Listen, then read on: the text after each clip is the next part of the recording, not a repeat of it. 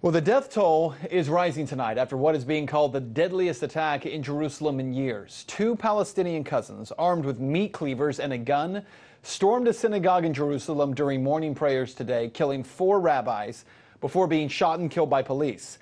Authorities say the victims were 3 American rabbis, 1 British rabbi, and tonight we have learned that that number has risen. 1 Israeli policeman was also killed. The attack took place in the Har Nof neighborhood in West Jerusalem. Israeli Prime Minister Benjamin Netanyahu has already promised swift retaliation with a heavy hand. RT correspondent Paula Slier is in Israel with the very latest. The Israeli Prime Minister Benjamin Netanyahu has ordered the demolition of the homes of the 2 perpetrators of this morning's synagogue attack. He said that they came with hatred and incitement against the Jewish state and its citizens, and he's blamed this incitement on the Palestinian authorities, saying that they were really spreading libel against Israel. Now, there are a number of measures that are being announced by the Israeli government as a means to try and prevent this from happening in future, and these include boosting security in Jerusalem. At the same time, there was an announcement that barricades and checkpoints will now be set up at all entrances and exits to Arab neighborhoods. There will also be an easing of gun licenses given to Jews in Jerusalem who need to carry weapons for self-protection, and also public areas will now be secured.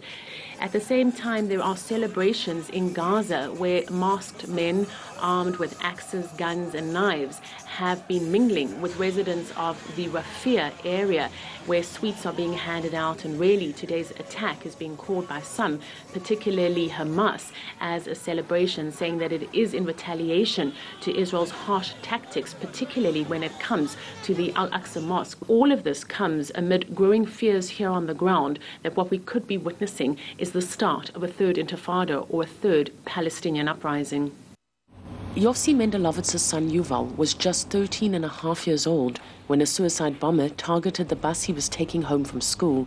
It came during the height of the 2nd Intifada or Palestinian uprising. These 2 communities cannot live together. Each of them get different perspective, different narrative. And violence is on the rise again, 15 years on, prompting many to ask if a 3rd Intifada is on its way.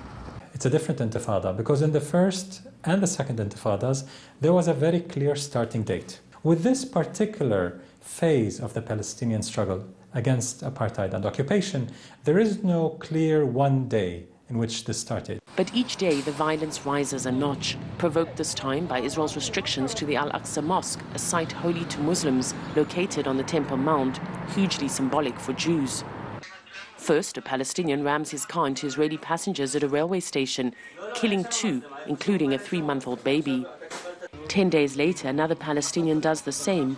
2 Israelis die, 14 are wounded. Outside a West Bank settlement, a young Israeli woman is stabbed to death. There is a little bit 3rd Intifada. You can't say it's exactly Intifada, but there is problems, yes, definitely there is problems. I think it's going to be the 3rd Intifada. Yeah, it's the beginning, and it started before a long time. Hamas has praised the attacks, calling for what it terms Israel's racism and occupation to be increasingly resisted. Other extremist groups have followed suit. I hope that these things lead to the 3rd Intifada, because we believe that if peace process will continue without any end, the Israeli will take more and more lands, will destroy more and more houses and places, and will attack and will kill more. Israeli Prime Minister Benjamin Netanyahu has dared rioting Arabs to live under Palestinian rule in the West Bank and Gaza, to which a prominent Arab-Israeli legislator retorted the Prime Minister had gone off the rails. As the rhetoric mounts, so does the casualty count, and the fear that the 3rd Intifada might not be starting, but instead is already here. Paula Slier, RT, Tel Aviv.